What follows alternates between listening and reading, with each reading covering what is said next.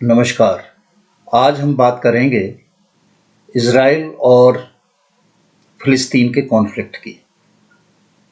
जिस तरह से हमास ने इज़राइल पे अटैक किया है और इससे बड़ा अटैक कभी भी पहले नहीं हुआ, ये सबके लिए आश्चर्यजनक बात है। सबसे पहला प्रश्न उठता है कि हमास ने इज़राइल पे अटैक क्यों किया। यहाँ मैं एक पिछली बात बता दूं, अभी नियर पास्ट की बात बताऊं कि G20 हुआ था भारत में, दिल्ली में, और उसमें एक पिक्चर आई थी, एक फोटो बहुत सारे लोगों ने देखा होगा, जिसमें हमारे देश के प्रधानमंत्री नरेंद्र मोदी ने सऊदी अरबिया के क्राउन प्रिंस मोहम्मद बिन सलमान को हाथ पकड़ के खींच के और अमेरिका के राष्ट्रपति जो बाइडेन से जबरदस्ती हाथ मिलवाया और बीच में दोनों के हाथ को मिलवा के अपना हाथ ऊपर रख के और इंगित किया कि भाई आप दोनों दोस्ती कर लें। ये फोटो बड़ा चर्चित भी हुआ था। तो सऊदी अरेबिया अमेरिका की तरफ बढ़ रहा है दोस्ती के लिए, और इस बारे में इनकी कई मीटिंग्स भी हुई हैं। और इसी श्रृंखला में इज़राइल और सऊदी अरबिया की मित्रता की पेंगें बढ़ रही हैं। जो इज़राइल के अफसरान हैं, हाई रैंकिंग, वो सऊदी अरबिया में हैं और ये वार्तालाप चल रही है। अब अगर सऊदी अरबिया और इज़राइल की मित्रता हो जाए तो ये स्वाभाविक है कि जो ये और देश हैं, ईरान है, लेबनान है, तुर्किया है, इनके पेट में दर्द होना स्वाभाविक है। तो ये जो अटैक हुआ है, इसका स्पष्ट कारण यही दोस्ती है। करेंगे कि हमास ने अपना अटैक कर दिया और क्या इज़राइल चुप बैठेगा? क्या इज़राइल हमास को गाज़ा पट्टी में बसने देगा, बर्बाद कर देगा? इस विषय पे आज हम बात करेंगे। और सबसे बड़ी बात जो मैं कहना चाहता हूँ कि ये कॉन्फ्लिक्ट बहुत पुराना है। इज़राइल 1948 में बना और जब से ही लगभग ये कॉन्फ्लिक्ट चलता रहा है। जो मुस्लिम कंट्री हैं उन्होंने फ़िलिस्तीन का पूरा साथ दिया और अटैक भी करते रहे, फिर भी इज़राइल ने कभी भी हार नहीं मानी। अब ये जो अटैक हुआ, इसमें एक अनुमान के अनुसार 7,000 से ज़्यादा रॉकेट इज़राइल के ऊपर हमास ने दागे हैं। और इज़राइल का जो आयरन टॉम सिक्योरिटी सिस्टम है, जिसको हम लोग ये समझते हैं कि पूरी सुरक्षा देता है, हालांकि जो इज़राइल है वो खुद क्लेम करता है कि ये 97% प्रोटेक्शन देता है। ऐसा क्या हुआ कि जो 2011 में आयरन टॉम जो सिस्टम है इज़राइल का, बनाया था और आज वो इतना इनइफेक्टिव हो गया कि हमास के काबू में आ गया और बुरी तरह से इज़राइल को उन्होंने नुकसान पहुंचाया। क्या आयरन टॉम जो सिस्टम है उसका सॉफ्टवेयर, उसका हार्डवेयर 2011 के बाद अपडेट नहीं किया गया? कहाँ खामी रह गई?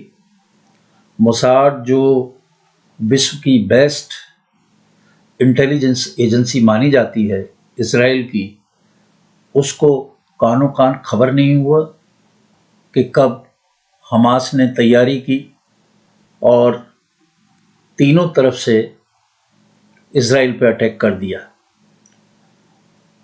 अटैक तीनों तरफ से हुआ। वो समुद्र के रास्ते भी आए, नेवी से भी भिड़ंत हुई इज़राइल की, वो ज़मीन के रास्ते भी आए और उन्होंने आसमान से भी अटैक किया। तीनों तरह से अटैक किया। समय बहुत सोच समझकर चुना गया और यही नहीं, उन्होंने पैराग्लाइडर से अपने लोग जो है इज़राइल साइड में उसकी जो बॉर्डर है उसको क्रॉस करके भेज दिए और जो बॉर्डर था उसकी जो फेंसिंग थी उसको बुलडोजर से ध्वस्त कर दिया गया। और जिस तरह से Israel was caught by surprise, ये एक बहुत ही अद्भुत बात है। ऐसा कैसे हुआ? सारा विश्व आज इस बात से चकित है। ये बात ठीक है कि इज़राइल के प्राइम मिनिस्टर श्रीमान बेंजामिन नेतन्याहू ने स्पष्ट शब्दों में कह दिया कि it is a war and we will win. और हम लोगों को उम्मीद भी है कि इज़राइल के सामने हमास ज़्यादा देर तक टिकेगा नहीं। हमास ने जिस तरह से तबाही मचाई, वहाँ के सिविलियंस को मारा, औरतों को मारा, बच्चों को मारा, हॉस्पिटल्स को भी अटैक किया, ये बड़ी अजीब सी बातें हैं जो नॉर्मल वारफेयर में नहीं की जाती हैं।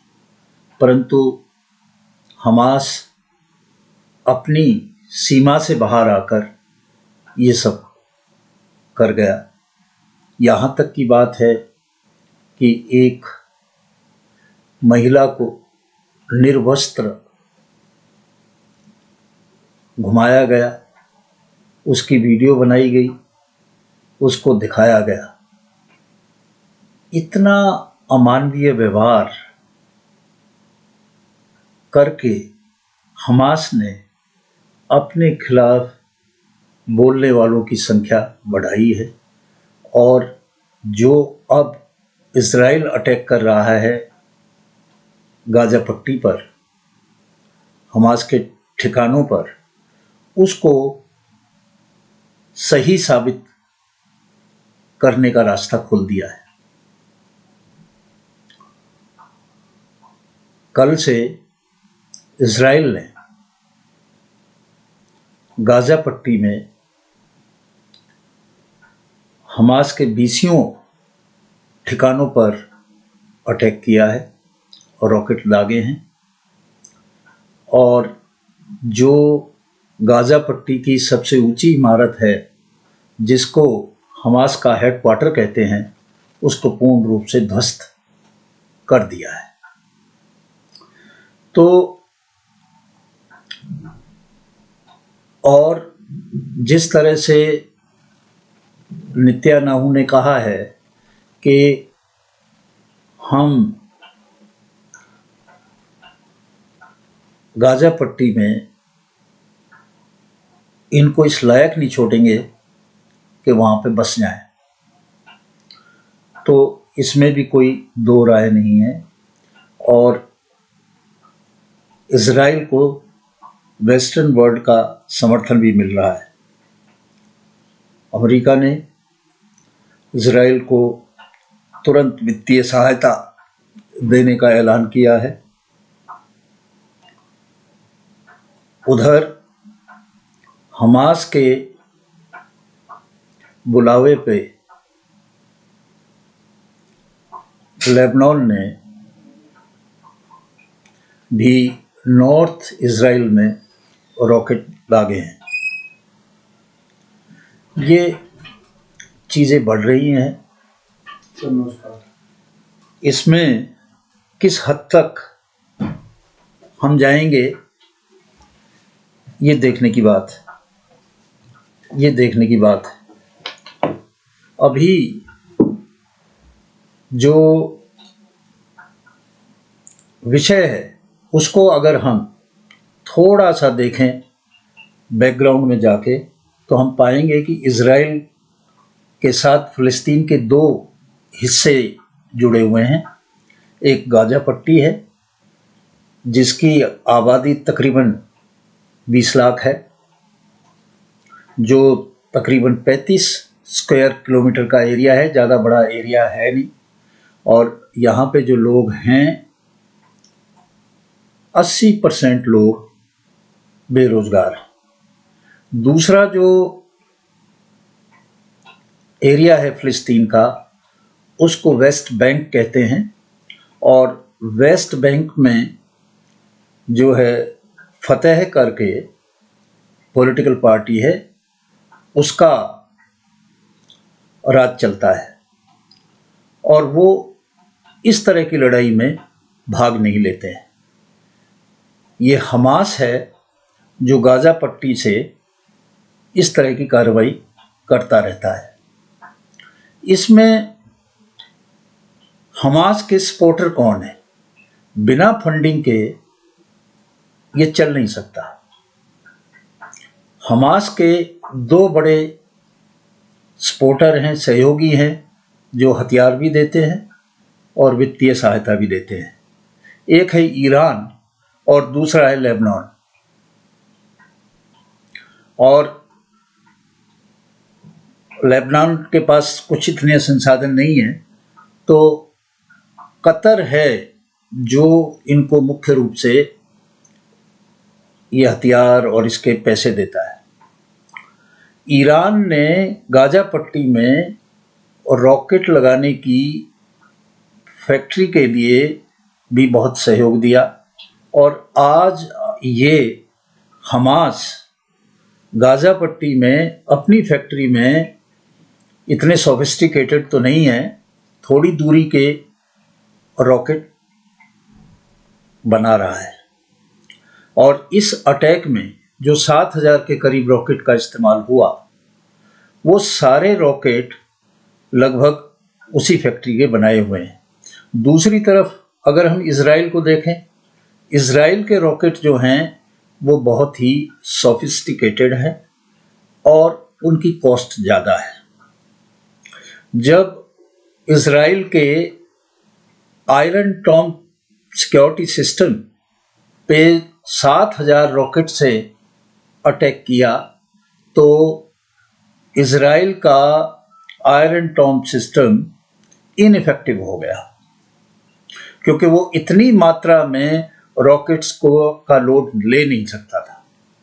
वैसे भी बार बार ये कहा जा रहा है कि जो आयरन डोम सिस्टम है इज़राइल का, वो 2011 में स्थापित किया और काफ़ी डाउटफुल है कि 2011 के बाद उसके सॉफ्टवेयर को, हार्डवेयर को अपडेट किया गया या नहीं किया गया। अब जो जवाबी कार्रवाई हो रही है उसमें इज़राइल ने गाज़ा पट्टी को पूर्ण रूप से बर्बाद करने की ठान ली है और सभी ठिकानों पे वो बहुत हैवी बमबारी कर रहा है। अभी तक की सूचना के आधार पे 300 से ज़्यादा फिलिस्तीनी मारे जा चुके हैं और जो गाज़ा पट्टी है वहाँ से जो वहाँ के निवासी हैं वो इस मरने के डर से, इस अटैक के डर से बड़ी भारी संख्या में उस क्षेत्र को छोड़ रहे हैं।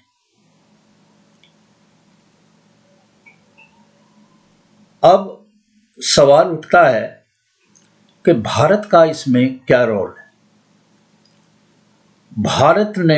भारत के प्रधानमंत्री नरेंद्र मोदी ने जैसे ये अटैक हुआ उसने अपनी सॉलिडरिटी इजराइल के साथ दिखाई और कहा कि हम इजराइल के साथ खड़े हैं।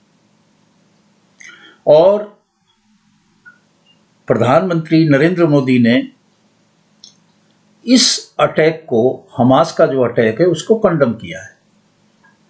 और इसमें एक विशेष शब्द है जिसके ऊपर मैं फोकस करना चाहूँगा, क्योंकि अभी तक जब भी हम कहते थे, हमारे भारत की तरफ से कोई रिएक्शन आता था हमास के लिए, तो हम उसको रेफर करते थे एज मिलिटेंट, उसको हम मिलिटेंट बोलते थे। पर नरेंद्र मोदी ने स्पष्ट शब्दों में हमास को टेररिस्ट कह के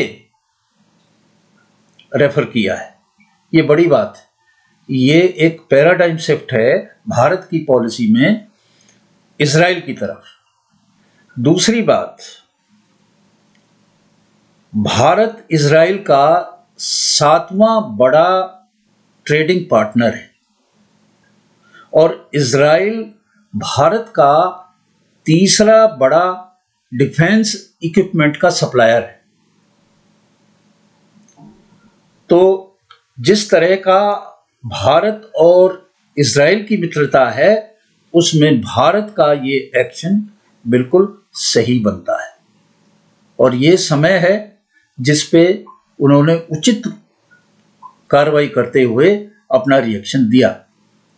और इस रिएक्शन को इजराइल के प्रधानमंत्री श्रीमान बेंजामिन नेतन्याहू ने धन्यवाद करके मोदी का अभिनंदन किया है। अब जिस तरह से अमेरिका ने इजराइल की वित्तीय सहायता इसमें कहने का आश्वासन दिया है, उसी तरह और भी सारे देश कह रहे हैं, सभी देशों ने किया है। पर एक और ट्रेंड है जिसको समझने की आवश्यकता है।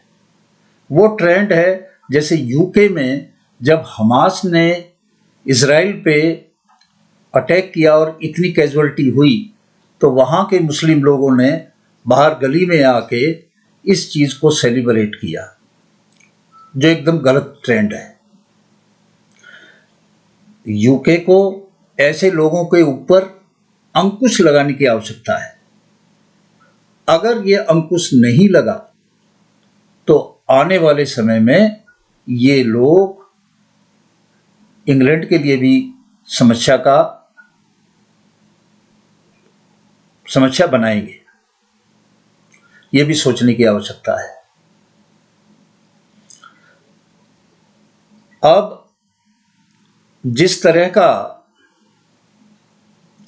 सवाल बार बार पूछा जा रहा है कि मोसाद जो है विश्व की सर्वश्रेष्ठ इंटेलिजेंस एजेंसी है,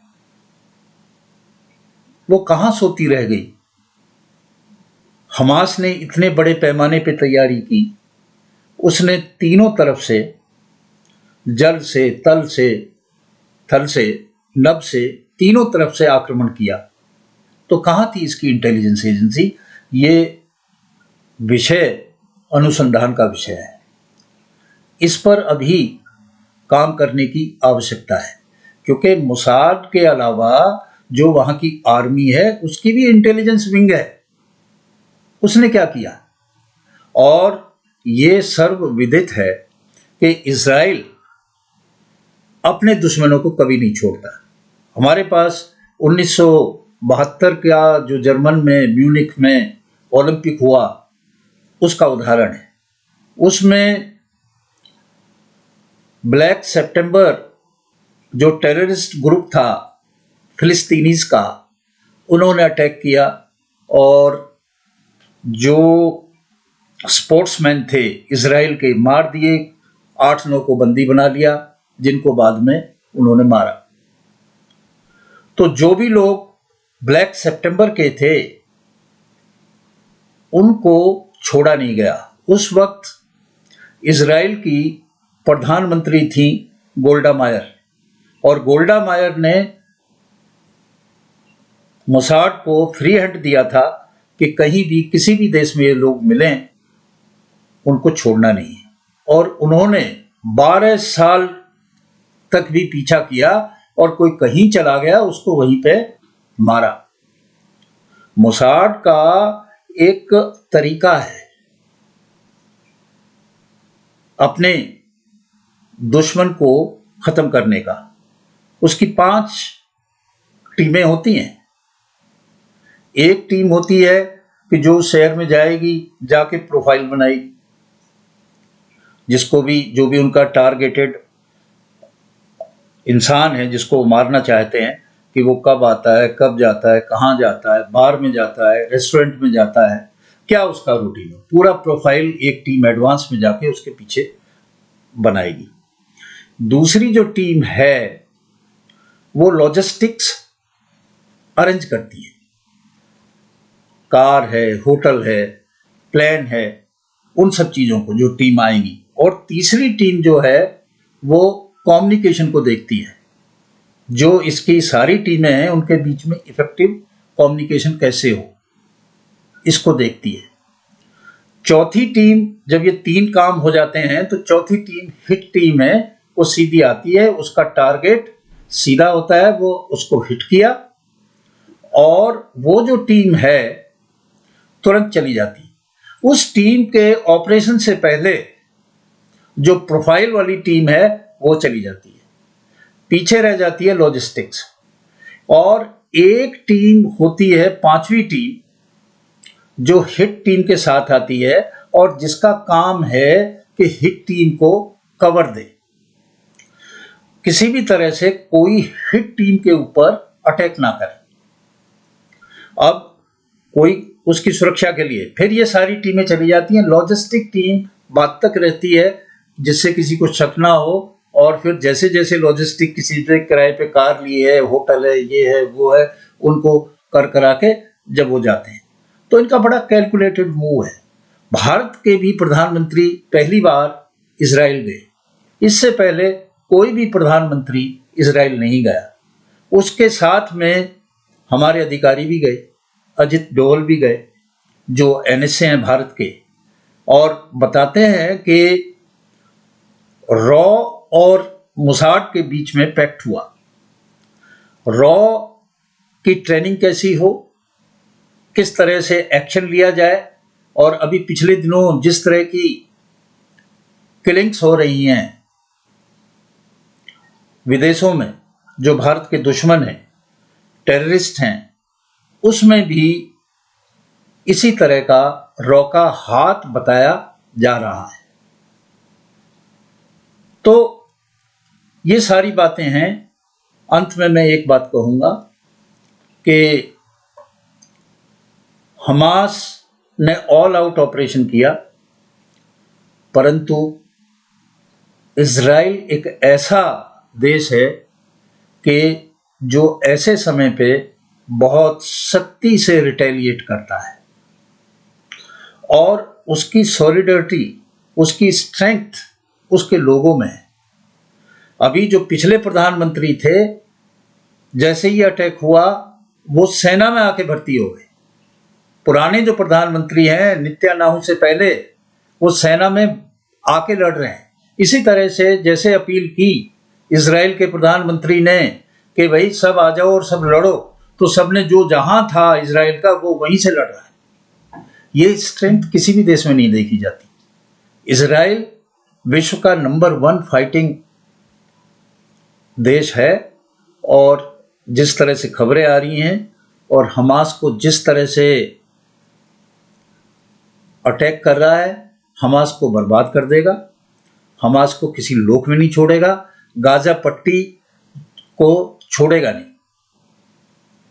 और उसकी शुरुआत हो चुकी है, कल से अटैक हो रहा है और इस वक्त इजराइल सेना का अपर हैंड है और फिलिस्तीन नीचे जा रहा है। इन्हीं शब्दों के साथ मैं आपका अभिनंदन करता हूं। आपने इतना समय दिया, सुना। धन्यवाद। नमस्ते।